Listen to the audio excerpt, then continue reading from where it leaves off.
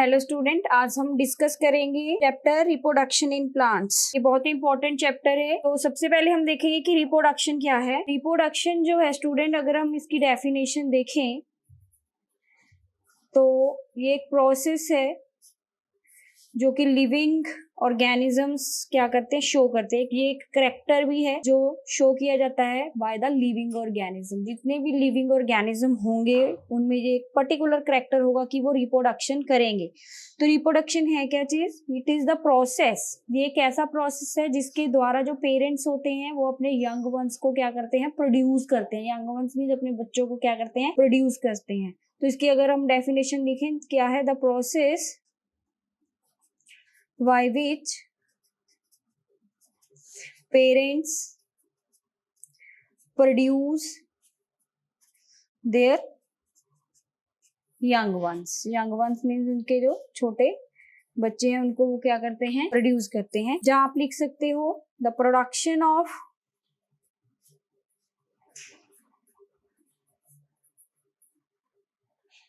young ones from there parent,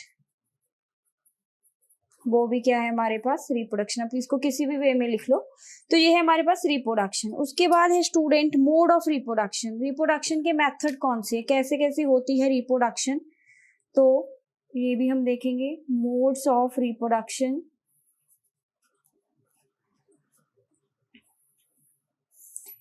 तो students हमारे पास जो रिप्रोडक्शन होती है बेसिकली ये 2 टाइप की होती है।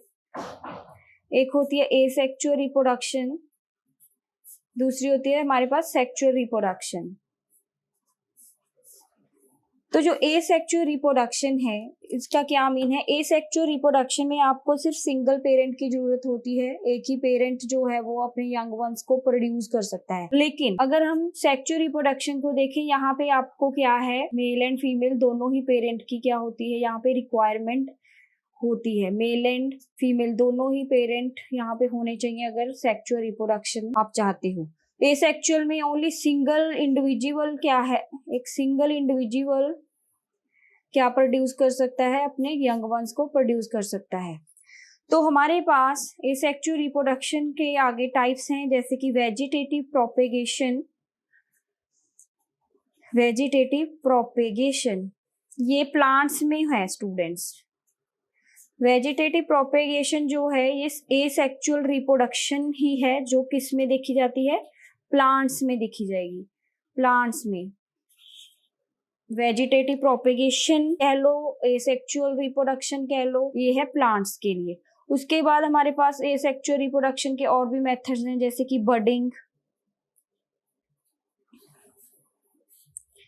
उसके बाद है स्टूडेंट्स फ्रेगमेंटेशन, ये आपकी बुक में भी दिया गया है, fragmentation. Then spore formation,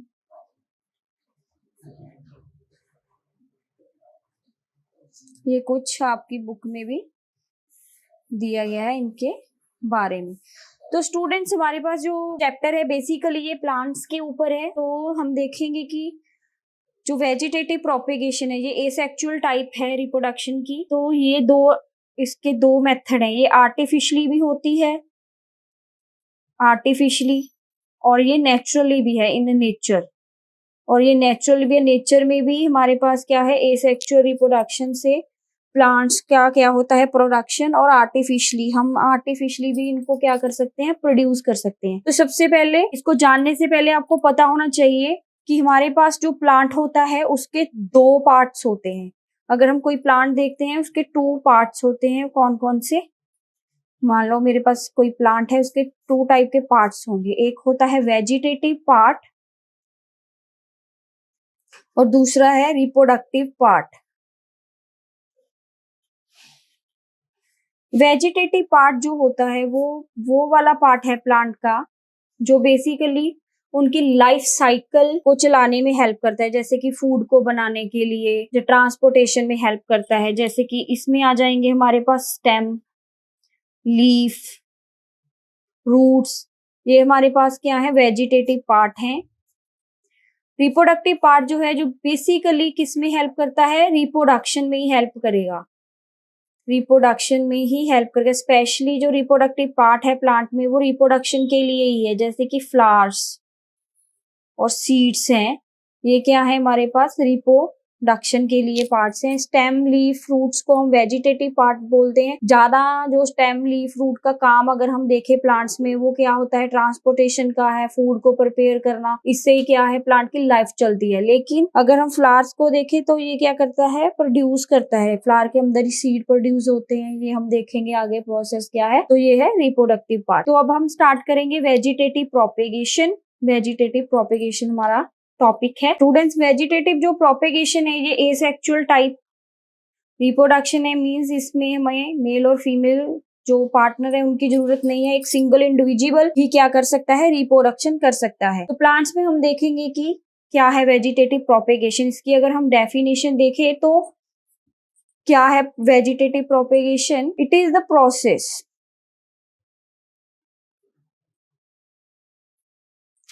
in which plants grow from vegetative parts, grow from vegetative parts। अभी मैंने पीछे आपको वेजिटेटिव पार्ट्स बताए हैं, कौन कौन से थे, स्टेम,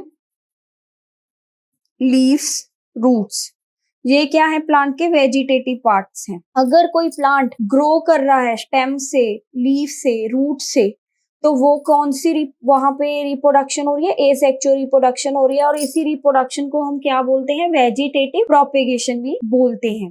तो हम लीव्स, प्लांट्स और रूट से भी क्या कर सकते हैं, तो हम स्टेम, लीफ, रूट से भी क्या कर सकते हैं, किसी प्लांट को पैदा कर सकते हैं। ये नेचर में भी होता है और इसको हम आर्टिफिशियली भी कर सकते हैं। नेचुरली अगर हम देखें, मैं कुछ एग्जांपल्स आपको बता रही हूँ। नेचुरली इन द नेचर जो है, स्टेम के बारे में अगर देखें तो कौन सी स्टेम है जो एक पूरे प्लांट में ग्रो कर जाती है। आपने पोटैटो तो खाया ही है स्टूडेंट्स।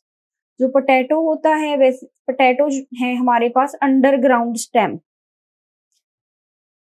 अंडरग्राउंड स्टेम है। इसको हम स्टेम क्यों मानते हैं, पोटैटो को स्टेम क्यों माना जाता है, ये भी आप देख लो। जो हमारे पास स्टेम होती है, स्टेम के ऊपर होते हैं नोड्स एंड इंटरनोड्स।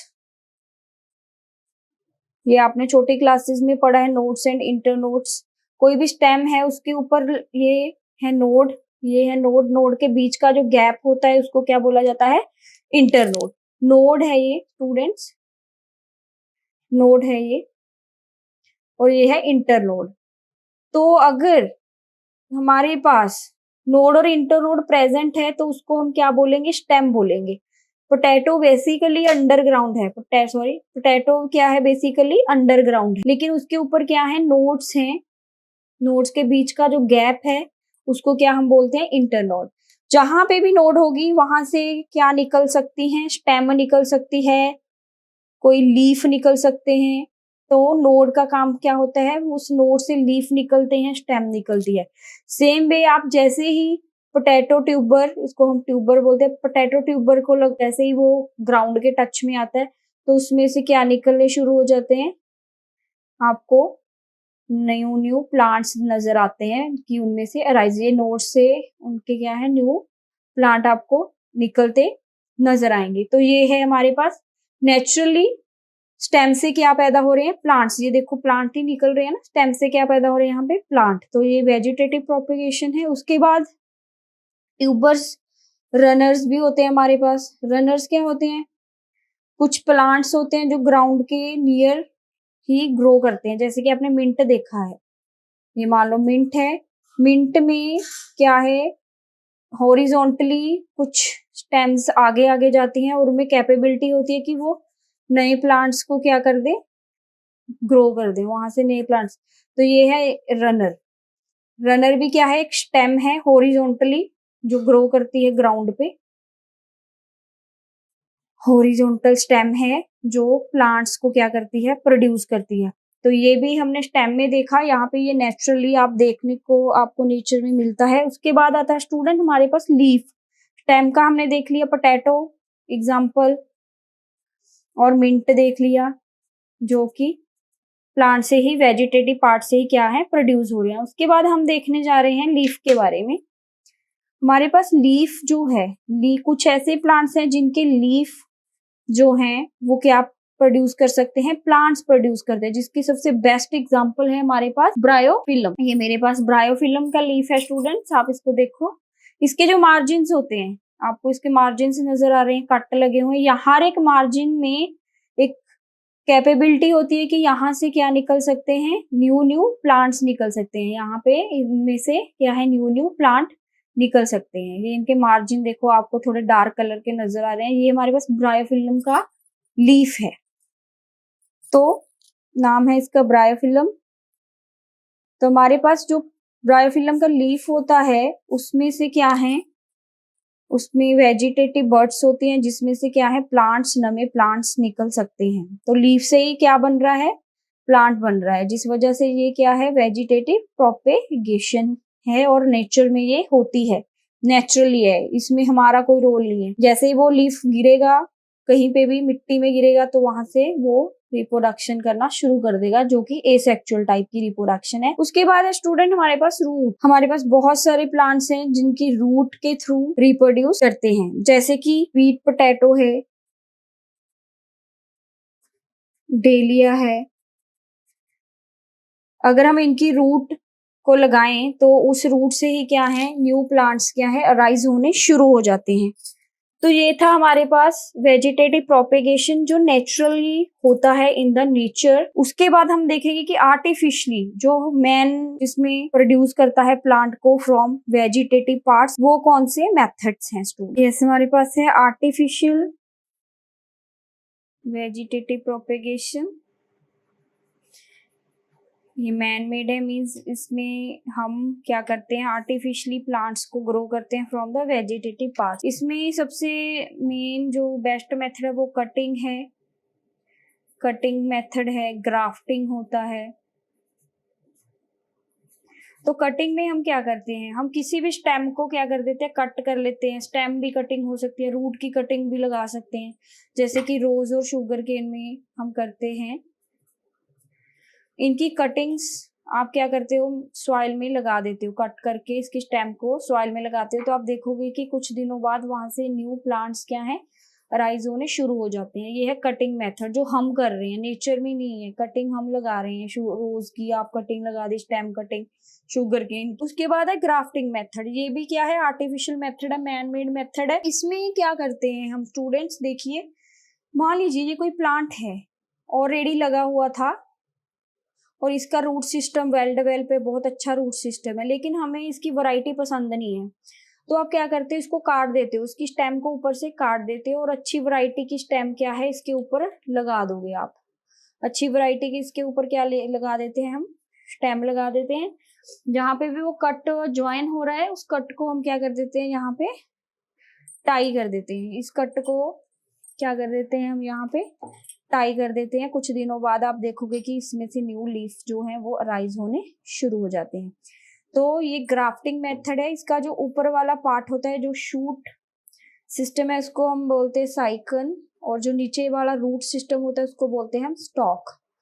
मीन्स आप स्टॉक और साइकन जो है डिफरेंट डिफरेंट स्पीशीज की, वो क्या कर सकते हो, एक दूसरे से ज्वाइन कर सकते हो और अच्छी वैरायटी के जो प्लांट्स हैं आप प्रोड्यूस कर सकते हो। ये सारा वेजिटेटिव ही हो रहा है। यहाँ पे हमने स्टेम की हेल्प ली, यहाँ पे हम देख रहे हैं रूट्स की भी आप हेल्प से आर्टिफिशियली क्या कर रहे हो, प्लांट्स को ग्रो कर रहे हो। तो ये थे हमारे पास कुछ वेजिटेटिव के मेथड। उसके बाद हमने पीछे देखा था कि एसेक्सुअल रिप्रोडक्शन में बडिंग है हमारे पास।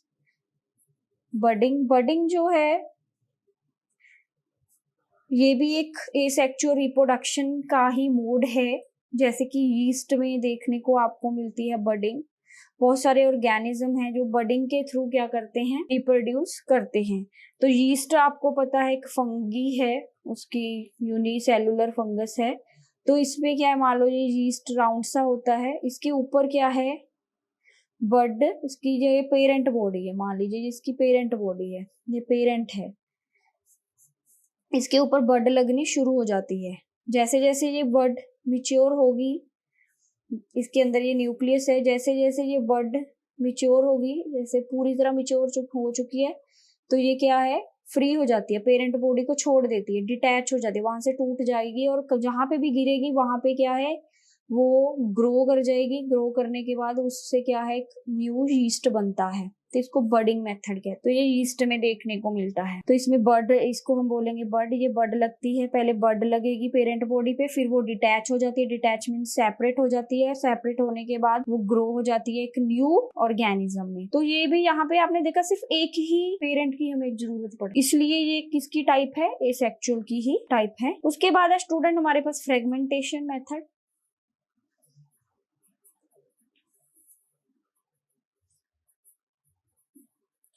फ्रेगमेंट्स होते हैं किसी चीज के पीसेस। सपोज कर लो ये पिज्जा है, इसके 4 फ्रेगमेंट्स है, 1 2 3 4। ये एक फ्रेगमेंट है, दूसरा तीसरा चौथा। तो ये होते हैं फ्रेगमेंट्स, पीस हो जाने। तो हमारे पास फ्रेगमेंटेशन जो है ये एल्गीज में देखने को मिली हमें। स्पाइरोगायरा बहुत ही कॉमन एल्गी है, रिबन लाइक होती है। स्टूडेंट्स आपको पता ही है, आपकी बुक में भी इसकी स्ट्रक्चर रिबन लाइक होती है जी स्पाइरोगायरा। तो इसके जितने भी फ्रेगमेंट्स होंगे, जितने भी इसके पीसेस होंगे, तो उतने ही हर एक पीस से क्या न्यू प्रोड्यूस होगा, एक न्यू स्पाइरोगायरा प्रोड्यूस हो जाएगा। तो ये एक मेथड है, फ्रेगमेंटेशन है, जिसमें फ्रेगमेंट्स बन जाते हैं। इंडिविजुअल है, जो किसी ने भी जो फ्रेगमेंटेशन के थ्रू रिप्रोड्यूस करता है उसकी बॉडी के क्या हो जाते हैं, फ्रेगमेंट्स हो जाते हैं, पीसेस बन जाते हैं। हर एक पीस से क्या है, एक न्यू इंडिविजुअल पैदा हो। मान लो ये एक पीस है, इससे एक न्यू पिज्जा बन गया, इससे एक न्यू बन गया। ऐसा वैसे पॉसिबल तो है नहीं, लेकिन कुछ ऐसे ऑर्गेनिज्म है जिसके जितने भी पीस होंगे, हर एक पीस से एक न्यू इंडिविजुअल क्या है, पैदा हो सकता है। ये भी एसेक्सुअल रिप्रोडक्शन का ही पार्ट है। उसके बाद है स्टूडेंट हमारे पास एसेक्सुअल में स्पोर फॉर्मेशन।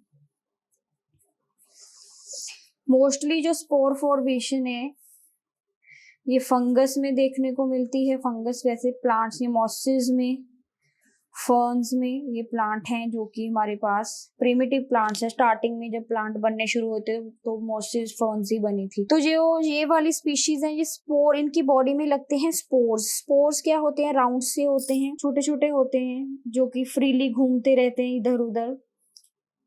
जैसे कि कोई फर्न है, फर्न आपने देखी होगी, हम नेट पे भी सर्च करके देख सकते हैं। फर्न ऐसी ऐसी होती है, इनकी लीफ में ये स्पोर्स बनते हैं और फ्री हो जाते हैं, इधर उधर हवा में घूमते रहते हैं। जब कंडीशंस अच्छी आती हैं, एनवायरनमेंट की कंडीशंस, इन जो स्पोर्स होते हैं ये अपने बाहर एक हार्ड सा कवर बना लेते हैं, जो कि इनको हेल्प करता है कि वो अनफेवरेबल इन्वायरमेंट में सरवाइव कर सके। जैसे कि उनको अच्छा नहीं लगता इन्वायरमेंट, टेम्परेचर अच्छा नहीं लग रहा, तो उनके लिए वो अनफेवरेबल है, तो वो मर सकते हैं। अपने आप को बचाने के लिए वो अपने बाहर एक हार्ड प्रोटेक्टिव कोट बना लेते हैं, अपने बाहर एक कवर बना लेते हैं। जैसे ही कंडीशंस अच्छी आती हैं, फेवरेबल आती हैं, जो कि पसंद होती हैं स्पोर्स को, तो उनका वो कवर टूट जाता है। टूटने के बाद उनमें से स्पोर बाहर निकल आते हैं और जहां पे भी वो गिरते हैं वहां से एक न्यू इंडिविजुअल क्या है, बनता है। न्यू फर्न्स बन जाएंगी, न्यू मॉसेस बन जाएंगी। ब्रेड माउल्ड में भी आपने देखा फंगस है, वो स्पोर के थ्रू ही प्रोड्यूस होती है। तो ये था हमारे पास एसेक्सुअल रिप्रोडक्शन के बारे में। अब हम डिस्कस करेंगे नेक्स्ट एक्चुअल रिप्रोडक्शन।